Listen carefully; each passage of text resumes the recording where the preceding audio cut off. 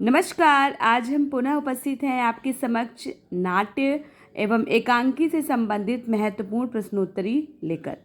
तो चलिए शुरू करते हैं। पहला प्रश्न है, कल्पना प्रधान रोमानी फैंटेसी भाव नाट्य एकांकी कौन सी है? तो इसमें दृष्टि की खोज जो है वो कल्पना प्रधान रोमानी फैंटेसी भाव नाट्य एकांकी है। अगला प्रश्न है, इब्सन तथा शॉ के आदर्शों को किस नाटककार ने अपनाया है? तो इब्सन तथा शॉ के आदर्शों को उदय शंकर भट्ट जी ने अपने नाटकों में अपनाया है।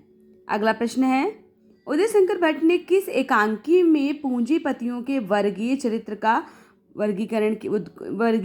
चरित्र को उद्घाटित किया है? तो जो सही उत्तर है पर्दे के पीछे। अगला प्रश्न है, नए मेहमान एकांकी के रचनाकार कौन हैं? तो नए मेहमान एकांकी के रचनाकार उदय शंकर भट्ट जी हैं। अगला प्रश्न, पर्दे के पीछे एकांकी में चांदीराम कौन है? सेठ का काका। अगला प्रश्न है, ना पाकिस्तान बनता न हमारे देश की यह दुर्दशा होती। पर्दे के पीछे एकांकी में यह संवाद किस पात्र का है? तो लालचंद। अगला प्रश्न है, उदय शंकर भट्ट को एकांकी के क्षेत्र में किस शिल्प में विशेष सफलता मिली है? तो इसमें जो सही उत्तर है वो भावनाट्य है। विशेष तौर पर उदय शंकर भट्ट जी को एकांकी नाट्य के क्षेत्र में जो सफलता मिली है वो है समस्या प्रधान और यथार्थवादी नाट्य शिल्प में। अगला प्रश्न है, मगर इस प्रश्न का जो उत्तर है इसमें जो विकल्प दिए हैं उसके हिसाब से भावनाट्य ही सही होगा। अगला प्रश्न है, हिंदी खड़ी बोली में निम्नलिखित पहला नाटक राजा लक्ष्मण सिंह कृत किस नाटक को माना गया है? तो शकुंतला। अगला प्रश्न है, आषाढ़ का एक दिन नाटक किस युग का नाटक है? तो स्वातंत्र्योत्तर युग का है। अगला प्रश्न है, भारतीय युगीन नाटककार कौन से हैं? तो इसमें मोहन राकेश, जयशंकर प्रसाद, महाराणा प्रताप। तो इसमें जो सही उत्तर है भारतीय युगीन नाटककार इसमें लाला श्रीनिवास दास जी हैं। इसके अतिरिक्त भारतीय युग के नाटककार भारतीय हरिश्चंद्र स्वयं हैं और पंडित प्रताप नारायण मिश्र और बालकृष्ण भट्ट आदि नाटककार हैं। अगला प्रश्न है, रंगमंचीय नाटक किस प्रकार का माध्यम है? तो रंगमंचीय इस जो ये प्रश्न है इसमें दो ऑप्शन सही बता रहे थे मगर इसमें ये सही है दृश्य और काव्य। नाटक को तो हम देख भी सुनते हैं और सुन भी सकते हैं, ठीक है, तो ये दृश्य काव्य में आएगा। अगला प्रश्न है, आचार्य भरत मुनि ने नाट्य विधा को कौन सी संज्ञा दी है? तो पंचम वेद कहा है। भरत मुनि ने नाटक विद्या को पंचम वेद की संज्ञा दी है। अगला प्रश्न है, हिंदी नाट्य साहित्य के इतिहास में किस युग की समय सीमा सन 1850 से 1900 के मध्य मानी जाती है? तो वो है भारतेंदु युग। आपको पता होना चाहिए भारतेंदु युग की समय सीमा क्या है, द्विवेदी युग की समय सीमा क्या है और छायावाद युग की समय सीमा क्या है, प्रगतिवाद युग की समय सीमा क्या है। आपको ये सारी चीज़ें पता होना चाहिए क्योंकि हिंदी साहित्य का जो काल विभाजन है उसमें ये सारी चीज़ें आती हैं। तो ये सब अति महत्वपूर्ण प्रश्नोत्तर हैं। तो भारतीय युग की जो यहाँ पर समय सीमा है वो 1850 से 1900 के बीच मानी जाती है। अगला प्रश्न है, साठोत्तर युग का नाटक कौन सा है? तो इसमें सिंहासन खाली है। अगला प्रश्न है, बकरी नाटक का रचनाकार कौन है? तो बकरी जो नाटक के रचनाकार हैं वो सर्वेश्वर दयाल सक्सेना है। अगला प्रश्न है, समस्या एवं एब्सर्ड नाटकों का दौर किस युग में आया? तो साठोत्तर युग। अगला प्रश्न है, तिलचट्टा और तेंदुआ कृतियों का कृतिकार कौन है? तो मुद्रा राक्षस। अभी तक हमारे 10 प्रश्न और उत्तर हो चुके हैं। अगला प्रश्न है, सन 1980 में अद्यावधि तक के कालखंड को कौन सा युग कहा जाता है? तो समकालिक युग कहा जाता है। अगला प्रश्न है, हिंदी साहित्य के इतिहास में प्रसादोत्तर काल को सामान्यतः किस नाम से जाना जाता है? तो इसमें प्रगतिवाद के नाम से जाना जाता है। अगला प्रश्न है, अंधा युग किस श्रेणी का नाटक है? तो अंधा युग पौराणिक श्रेणी का नाटक है। अगला प्रश्न है, जीवन संघर्ष के एक महत्वपूर्ण पहलू के चित्रण को एकांकी किसने कहा है? तो डॉक्टर दशरथ ओझा ने कहा है। अगला प्रश्न है, श्रव्य अश्रव्य श्रव्याश्रव्य भेदों में केवल श्रव्य का ही प्रयोग एकांकी में किस तत्व द्वारा किया जाता है? तो यहाँ पे कथोपकथन या संवाद। अगला प्रश्न है, एकांकी का संबंध किससे नहीं है? तो एकांकी का संबंध निबंध से नहीं होता है, रंगमंच से भी होता है, अभिनय से भी होता है। अगला प्रश्न है, भारत दुर्दशा एकांकी किस प्रकार की एकांकी है? अर्थात किस प्रकार की रचना है? तो देश प्रेम प्रधान आधारित एकांकी है, अर्थात भारत दुर्दशा देश प्रधान रचना है। अगला प्रश्न है, एकांकी के तत्वों में कौन सा तत्व नहीं है? तो अलंकार। एकांकी के तत्वों में कथावस्तु भी आता है, संवाद भी है, पात्र अथवा चरित्र भी है, अभिनय भी है और आदि चीज़ें आती हैं। अभी आपने जस्ट एक क्वेश्चन पढ़ा है इसके पहले, ये देखिए, एकांकी किस प्रकार की रचना है? इसके पहले एकांकी का संबंध किससे नहीं है? तो हमने बोला था निबंध से नहीं है, वही मैं ढूंढने लगी थी तो थोड़ा 1 सेकेंड 2 सेकेंड लग गया।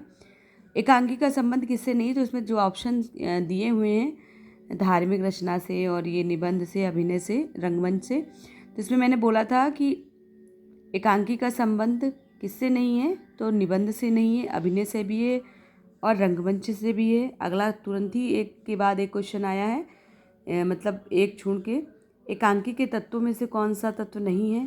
तो देखिए इसमें अलंकार नहीं है, मतलब आपको 5 तत्व देखने को मिल गए हैं। पहला रंगमंच अभिनय, दूसरा है कथावस्तु संवाद, तीसरा है पात्र अथवा चित्रण, यानी 5 तत्व आपको एक साथ एकांकी के संबंध में देखने को मिल गए हैं।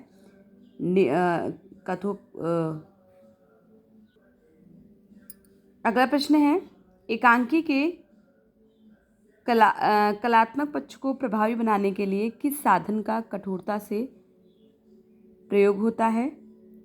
तो इसमें एकांकी के कलात्मक पक्ष को प्रभावी बनाने के लिए रंग संकेत का कठोरता से पालन किया जाता है। नाटक शब्द की व्युत्पत्ति किस धातु से हुई? तो नट धातु से हुई है। अगला प्रश्न है, किस आचार्य के मतानुसार नाटक है? त्रैलोक्यस्य सर्वस्य नाट्य भावानुकीर्तनम। इसका जो उत्तर है वो आचार्य भरत। अगला प्रश्न है, ब्रज भाषा में लिखित नहुस नाटक, ये नहस लिखा हुआ है, वास्तविक नहुस है। नाटक किस की कृति है? तो ये गिरधर दास जी की कृति है, जो कि भारतेंदु युग के जो प्रमुख कवि हैं, भारतेंदु युग, जिनके नाम के आधार पर ही उस काल का नाम भारतेंदु युग पड़ा है। गिरधर दास उनके पिता हैं, यानी भारतेंदु हरिश्चंद्र के पिता का नाम गिरधर दास था। ये नहुस नाटक उन्हीं गिरधर दास जी का है, जो कि भारतेंदु हरिश्चंद्र जी के पिता है। अगला प्रश्न, ब्रज भाषा में अगला प्रश्न है, राजनीतिक विद्रूपताओं और विसंगतियों को व्यक्त करने वाली नाट्यकृति कौन सी है? तो इसमें सिंहासन खाली है। अगला प्रश्न है, सेठ गोविंद दास कृत प्रलय और सृष्टि किस प्रकार की एकांकी है? तो प्रतीकात्मक एकांकी है। अगला प्रश्न है, भारतेंदु कृत वैदिकी हिंसा न भवति किस प्रकार की एकांकी है? तो हास्य व्यंग्य पर आधारित है। अगला प्रश्न है, मोहन राकेश कृत एकांकी कौन सी है? तो बहुत बड़ा सवाल। अगला प्रश्न है, देवी चंद्रगुप्त नाटक के रचनाकार कौन है? तो इसमें विशाख दत्त है। अगला प्रश्न है, निम्न में से कोमा किसके लिए पिता के तुल्य है? शिखर स्वामी। अगला प्रश्न है, ध्रुव स्वामी नाटक का पात्र कौन है? चंद्रगुप्त द्वितीय, विक्रमादित्य, चाणक्य नहीं है। ध्यान देना, इसमें मुख्य पात्र पूछा है, तो इसमें मुख्य पात्र चंद्रगुप्त है, इसके अलावा चाणक्य भी हैं और रामगुप्त भी हैं। अगर मुख्य पूछा है तो चंद्रगुप्त विक्रमादित्य द्वितीय। ऐतिहासिक नाटककार की श्रेणी में किसे रखा जाता है? तो वृंदावन लाल वर्मा को रखा जाता है। निम्न में से कौन सा नाटककार जयशंकर प्रसाद जी द्वारा रचित नहीं है? तो इसमें विशाख भी जयशंकर प्रसाद जी का है, ध्रुव स्वामिनी तो आप पढ़ ही चुके हैं, ये भी है, कामना भी है, मृणालिनी परिचय नहीं है।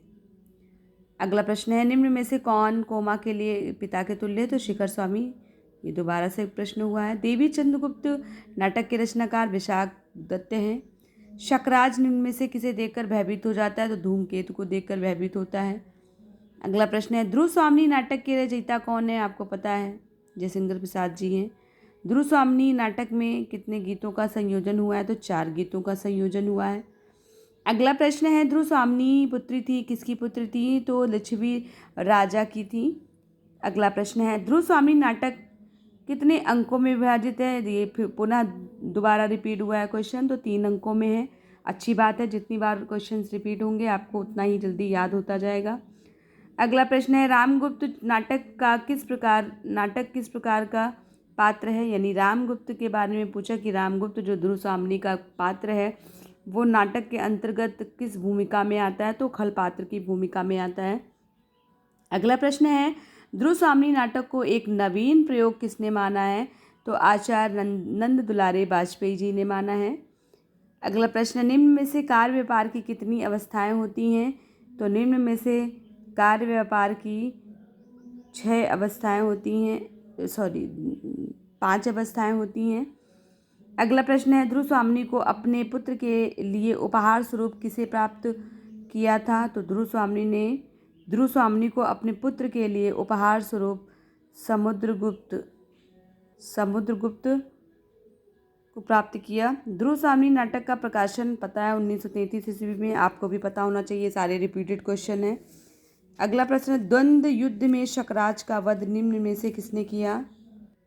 चंद्रगुप्त ने किया है। अगला प्रश्न है, निम्न में से रामगुप्त के लिए कौन सा शब्द प्रयुक्त है? जिसमें क्लीव शब्द प्रयुक्त है, यानी मध्य क्लीव। ध्रुव स्वामिनी को वाग्दत्ता पत्नी के रूप में कौन स्वीकार करता है? तो चंद्रगुप्त स्वीकार करते हैं। अगला प्रश्न है, ध्रुव स्वामिनी नाटक में यौवन तेरी चंचल छाया गीत निम्न में से किसके द्वारा गाया गया है? तो मंदाकिनी गाती है।